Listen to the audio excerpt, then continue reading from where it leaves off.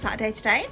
Was going to be putting the windows in today, but the weather is not on my side, so it was supposed to be really nice and clear and warm enough, but yeah, it's not. It's probably gonna rain on and off today, so I've decided that probably we'll do that tomorrow. So instead, I'm doing flooring today. So I bought these lovely, I'm laying a laminate floor across the whole thing. My cabinetry that's going to go in the van, I've started to talk about this colour scheme a little bit. It's going to be like a navy blue colour on the bottom. So I found these gorgeous, very rustic looking laminate planks in B&Q. And this, you know, this colour in the grain here it's like a really dark grey, but it's kind of almost like a very blue grey. And I think it's going to look really, really great with the navy blue cabinets. So these are going down today. The big choice is, do I lay them lengthways along the van or do I lay them horizontally? I've actually decided to go horizontal. The reason being is that a lot of the lines in the van will actually be, you know, through the way that the kitchen units will go, and a lot of the lines will just be very kind of vertical, like it will run through a central corridor. So to break up the kind of, you know, obviously if you lay them this way, you're going to make the van look longer. If you lay them that way, you're going to make the van look wider.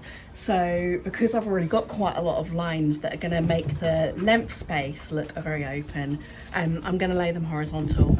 I also think it'll be a lot easier for fitting in around some of the cuts that need to be made. And there's Finn come to help me with laying the floor, so I'm sure you'll see the dogs on and off throughout the video today. I'm going to get straight on with it, starting with laying the underlay on top of the insulation that I already have.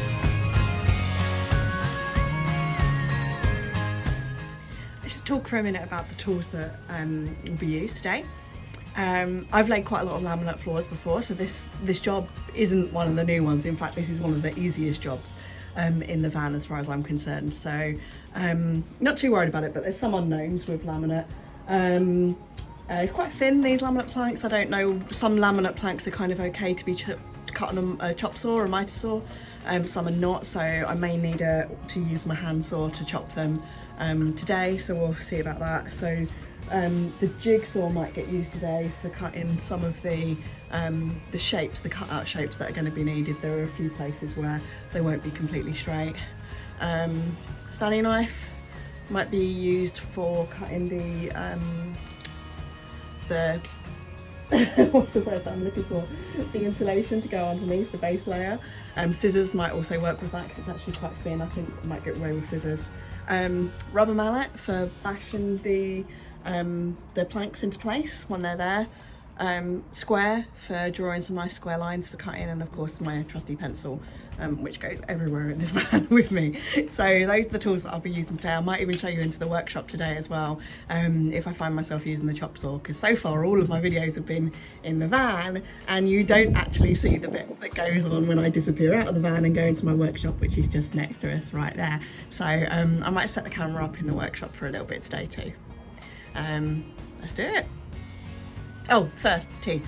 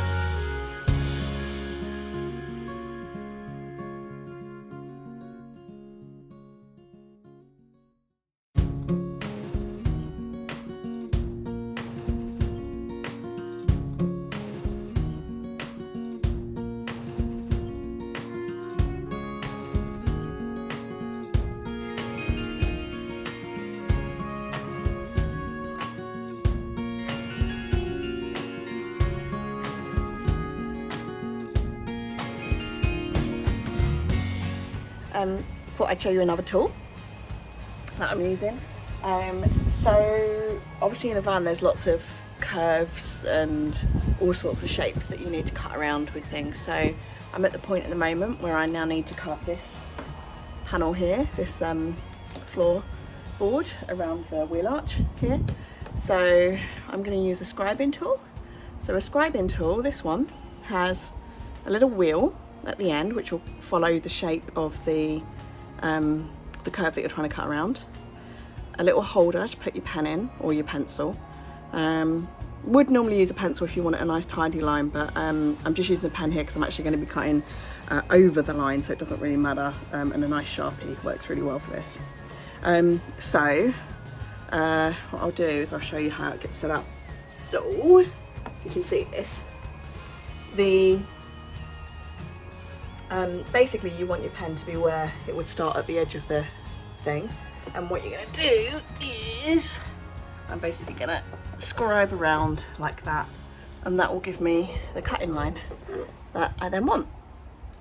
And that's how to use a scribing tool to get the shapes. And then I'll probably cut this one. Have a look at what the line looks like. I might just cut it with a handsaw. We'll see.